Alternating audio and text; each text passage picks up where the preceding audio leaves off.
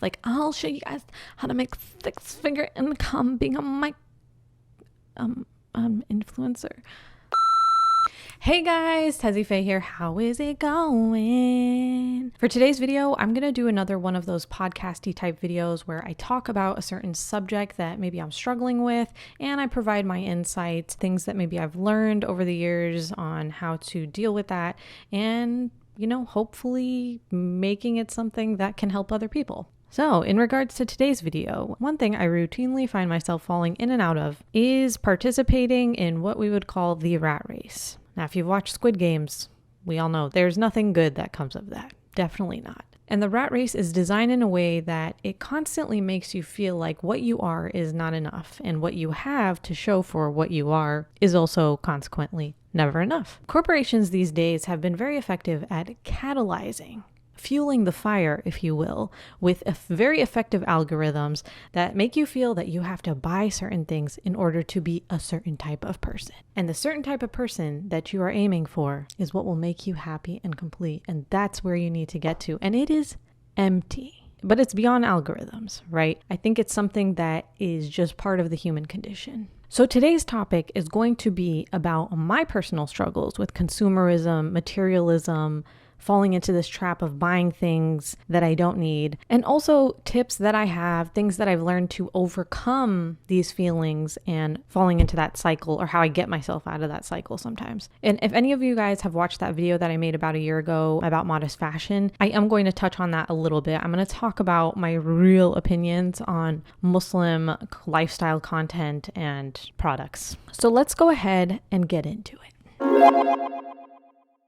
Now, I went to business school, and once you understand what marketing is and what marketing looks like from a business point of view, it's hard to unsee that. Every time you look at ads or whatever it may be, you will always look at it like, I know what you're doing. You're telling me that if I buy this product, I'm going to be running on the beach with that drink in my hand, having a good old time. Yeah, you can't really unsee it once you understand that a lot of the selling of a lifestyle comes from people wanting you to do something. Like, we talk a lot about how organized religion was created so that we could control people. You know what controls people? A stupid commercial. This bedside craft looks so gorgeous on my nightstand. That's what controls people, okay? And I feel like in some ways, corporations do just as much violence and damage as organized religion has in history. The things people do to gain more money, exploit people, give them horrible living conditions, giving them no pay, whatever, just so that you can be rich. All right, so my next point. Even the greatest people will fall victim to these marketing schemes and these subliminal messages. But what you have to do is you just have to have a wake-up moment. And you got to come out of that trance, like, Chrissy, wake up.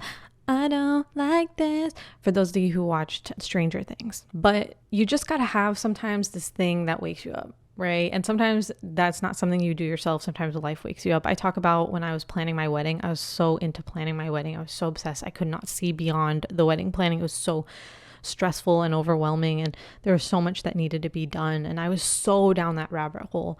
And then my cat that I loved so much, who was with me for like 10, 11 years, got so sick that he almost died like 3 days before my wedding. It was so sad. Like, he was just not himself. And I knew that, when the vet told me that he wasn't okay, I was so shocked, because I'm you're so used to in your life being like, oh, there's a solution to everything. It's fine. Everything will be fine. And there was nothing that we could do to help him. It was horrible, but it kind of woke me up. It really snapped me out of it.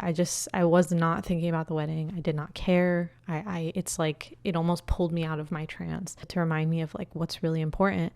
And he lived another 9 months. He actually got healthy again. But yeah, it was, you have these moments in life. Sometimes you can also trigger those own moments when you just take a step back. But sometimes life just does that to you. So going off of that point, I think it's just important to recognize when you're falling into a pattern. I would do this thing where I would buy a bunch of stuff because I felt like, oh my God, my closet sucks. And then I would just like buy a bunch of things. And then I'd feel like there was so much clutter. And then I'd be like, oh, I got to get rid of things. I got to be minimalist. And then I'd kind of like just fall into the same cycle over and over and over again. It's just hard, man. It's just hard to fight that. But I think really taking the time to appreciate the things you have and setting up your life in a way that it's organized. So let's say like you keep buying new clothes because you think you have nothing. Well, maybe it's time for you to just like take out all your clothes, iron them, take inventory of what you do have, what's missing. Maybe you're just missing a pair of pants. Maybe that's all it is. If you had that one pair of pants, you would feel like your closet was complete. Instead of being like, I need to buy 50 new shirts because they all suck and they don't go with my pants. You know what I mean? That was a stupid example. But anyway, just know that clutter is very stressful. So try not to do that. Now, the next one I think is something that I deal with even now. That is understanding this greater life equation or these math problems in life. And what do I mean by that? I mean time versus money versus regret.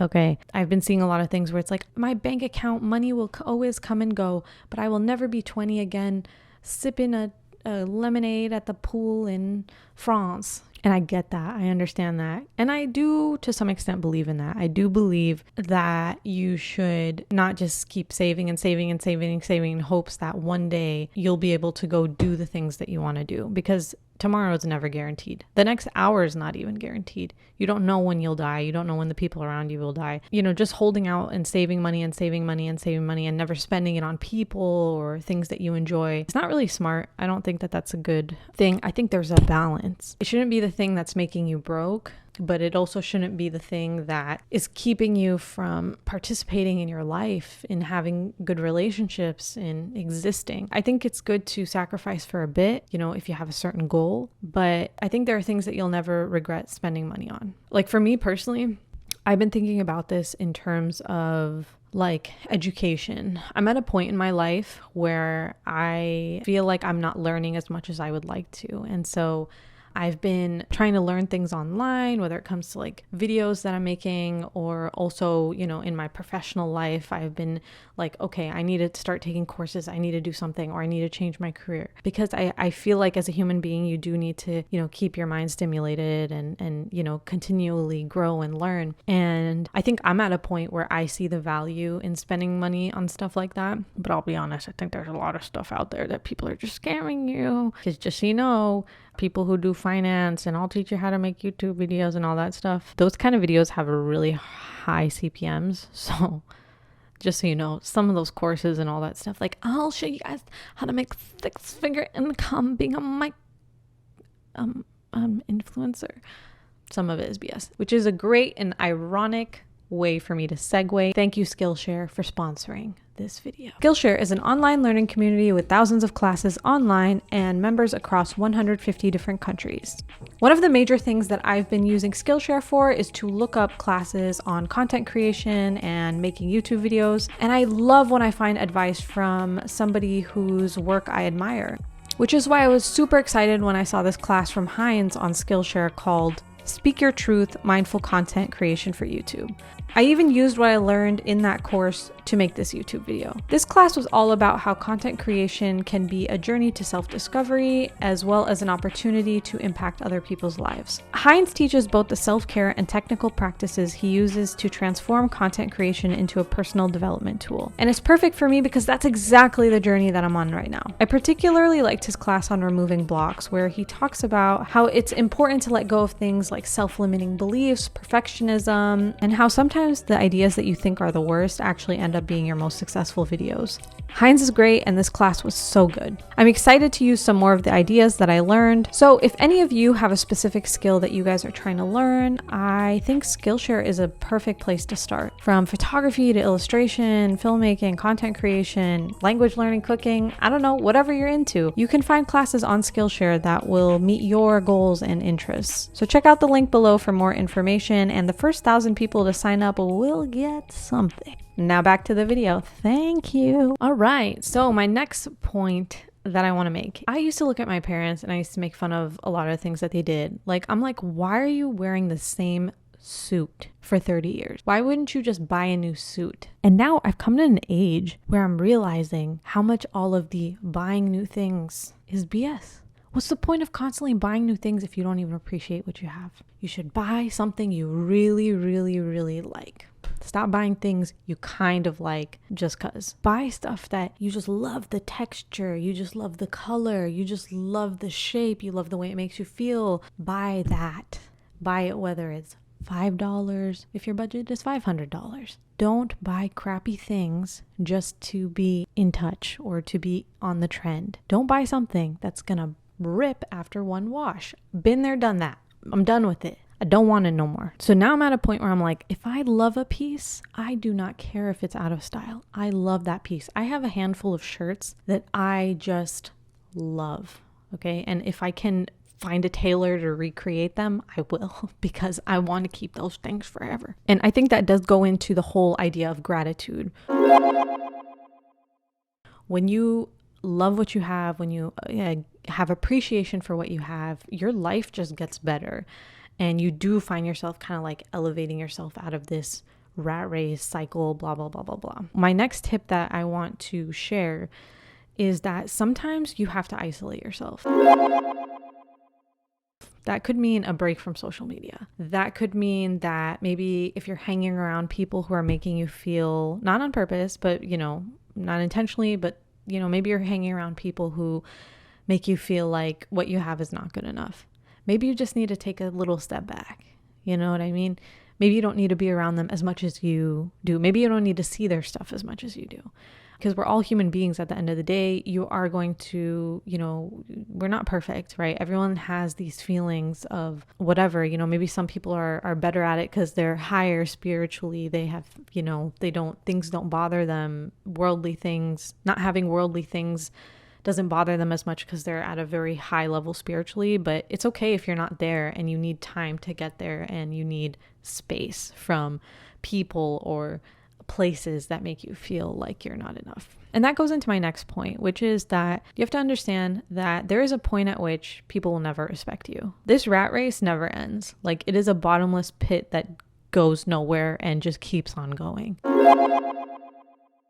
Let's say you come into, you're just like, I wish I could have a lot of money so that I could buy, this lifestyle of clothing, right? Or this lifestyle of car, because, maybe you think that will fill you up or people will respect you. There's always going to be someone richer than you. There will always also be someone who's richer than you, longer than you. So there's always going to be somebody who looks down on you.